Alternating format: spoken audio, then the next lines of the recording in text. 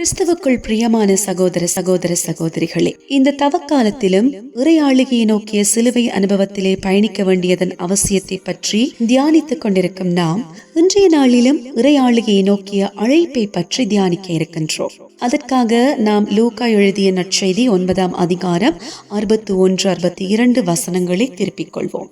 இந்த பகுதியிலே இறையாளுகையை நோக்கி பயணிக்க வேண்டும் என்று நினைப்பவர்களுக்கான ஒரு முக்கியமான தகுதி ஒன்றை பற்றி ஆண்டவராகிய இயேசு கிறிஸ்து மிகவும் இலகுவாக தெளிவுபடுத்துகின்றார்.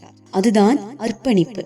அதற்காக அவர் கலப்பையை உதாரணமாக கூறுகின்றார். முன்னாட்களில் விவசாயத்திலே இந்த கலப்பையை நிலத்தை உழுது மென்மையாக்கி பழைய வேர் மற்றும் களைகளை அகற்றி விதைகளை விதைப்பதற்கு ஏற்றதாக நிலத்தை தயார் செய்வதற்காக பயன்படுத்தினார்கள்.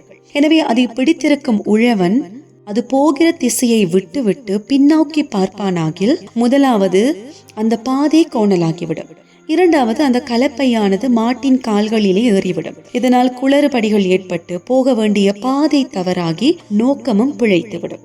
எனவேதான் கலப்பையில் கை வைத்துவிட்டு பின்னிட்டு பார்க்காமல் செல்ல வேண்டும் என்று கூறப்படுகின்றது.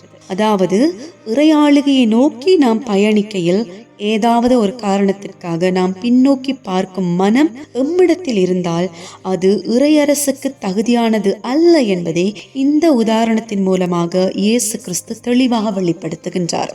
உண்மையில் கிறிஸ்தவ வாழ்க்கை என்பது சிலுவை அனுபவத்தின் வழியாக நடக்கும் ஒரு முழுமையான அர்ப்பணிப்பையே வெளிப்படுத்துகின்றது. இது ஒரு தியாகத்தின் பாதை.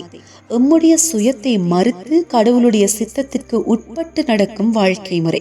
இதில் நாம் பயணிக்கும் போது கஷ்டங்கள், மறுப்புகள், இழப்புகள் வரும். ஆண்டவராக இயேசு கிறிஸ்துவும் இப்படிப்பட்ட பாடுகளுக்குள்ளே கடந்துதான் சென்றார். அவர் இதை கடந்திராவிட்டால் உயிர்த்தெழுதலின் மகிமையை கண்டிருக்க முடியாது.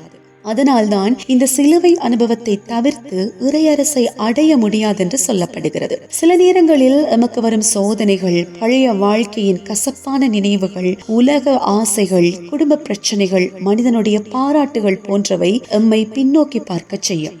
கடவுள் எமக்கென்று வைத்திருக்கும் நோக்கத்தை மாற்றிவிடும். இதனால் நாம் பலவீனம் அடைவோம், மனமுடைந்து போவோம். எனவே இப்படிப்பட்ட சோதனைகளை நாம் வெல்ல வேண்டுமானால் ஜெபத்திலும் கடவுளுடைய வார்த்தையிலும் தூய ஆவியானவரினுடைய வழிநடத்தலிலும் நாம் தரித்திருக்க வேண்டும். ஏனெனில் சோதனையை வெல்லாமல் சிலுவை அனுபவத்தில் நாம் நிலைத்திருக்கவோ இறையரசை கட்டி எழுப்பவோ முடியாது. எனவே இந்த லெந்து நாட்களிலும் ஒரு விசை நாம் எம்மை ஆராய்ந்து பார்ப்போம். இறையரசை கட்டி எழுப்பும்படியாக எம்மேல் ஒரு திட்டத்தை வைத்து ஒவ்வொருவரையும் கடவுள் அழைத்திருக்கின்றார். அந்த திட்டத்தில் நாம் எந்த இடத்தில் இருக்கின்றோம்? எங்களுடைய பிரச்சனைகளை காரணம் காட்டி பின்னோக்கி ஓடுகின்றோமா, அல்லது இந்த சிலுவை மிகவும் பாரமாக இருக்கின்றதே என்று சொல்லி பலவீனப்பட்டு அதில் பயணிக்காமல் அப்படியே நிற்கின்றோமா?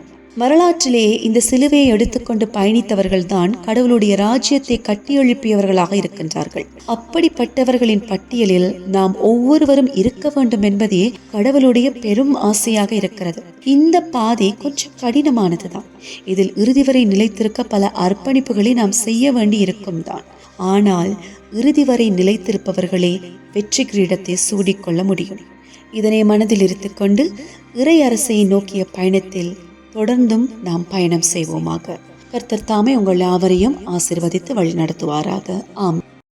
இறையாட்சி பாதையில் முழு அர்ப்பணமே. கலப்பையை ஏந்தி பின்னோக்கலாகாது. உலக ஆசையோ துன்பமோ தடுக்காதே. சிலுவை பாதையில் தியாகமே வாழ்வு.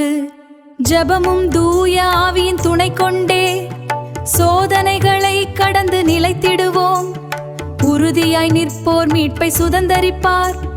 உறுதியாய் நிற்போர் மீட்பை சுதந்தரிப்பார்.